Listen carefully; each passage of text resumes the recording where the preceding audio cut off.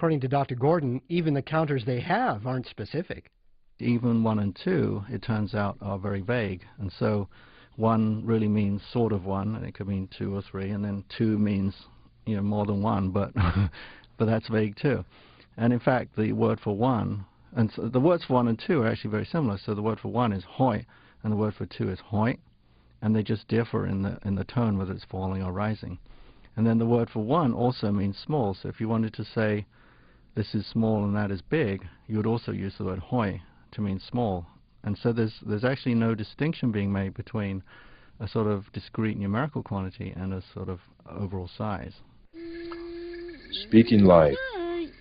I am learning the native language of my area because I want to speak and think and sing in the living tongue born of the mother on which I walk. I want the birds in the grasses to hear my words as they would hear the crackling frost and the talking stream. I want the hills to befriend me as a speaker of the sweet language they have echoed for untold generations of its speakers. I want to honor life in words that speak life. I want my family to share the beauty within these words and the wisdoms that come through them with words that know how to respect and express such voicings. So what do you think is the alternative then? Is it going, you know, because a lot of people say you can't go back. I think I mentioned that earlier, you know. I mean, that's the usual response. Well, I think we have to. That's just, to me, that's very annoying. People just repeat that without thinking. Yeah. Oh, well, what does that mean? So we go forward into a worsening, crazy reality? And if you want to, you know what I mean? That's kind of a mantra that people say, but what does it actually mean? I mean, and I know that there are native people who say, who don't accept that at all. They would love to go back. They would. They don't. They have seen everything taken away, and they prefer the other way. So let's listen to that for a change.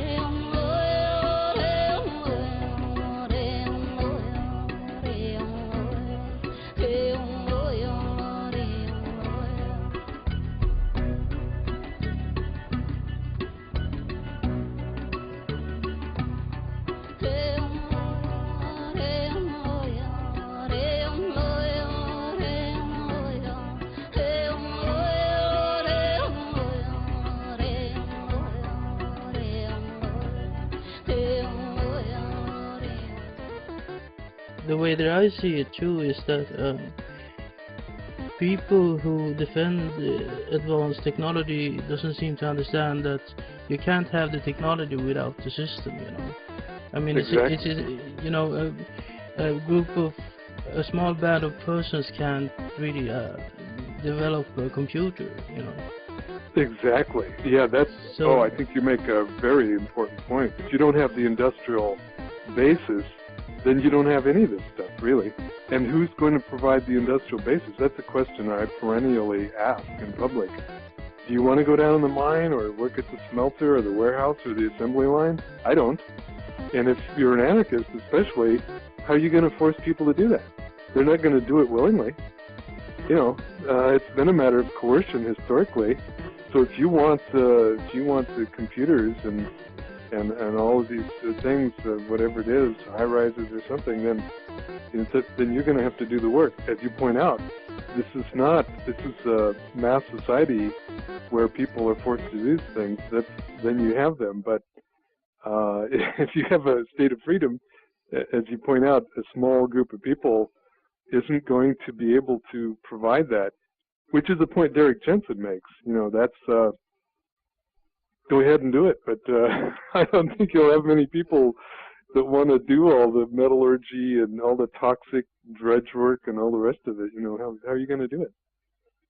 So in a way, it's hopeful to me in that regard that how much does it take to keep the system running and reproducing itself? It's a very big matter of tension and coercion, and really it's their problem, really not ours. It's a problem if you want to keep it all going, but we don't want to keep it all going. I don't want to keep it all going. There have to be practical moves. You know, we have to get ready for living in a different way, and I think there's more and more of that. There's more interest in that. Not just anarchists doing it, of course. There are all kinds of people, but yeah, I think we have to start thinking about the actual fundamental questions. What are we going to eat? You know, how are we going to live, and the rest of it. If you're talking about making a critique of domesticated life and all the rest of it, well, you've got to have some options. You know, you have to be able to think about how did people used to live, and what could we do to start the transition in that direction, I think.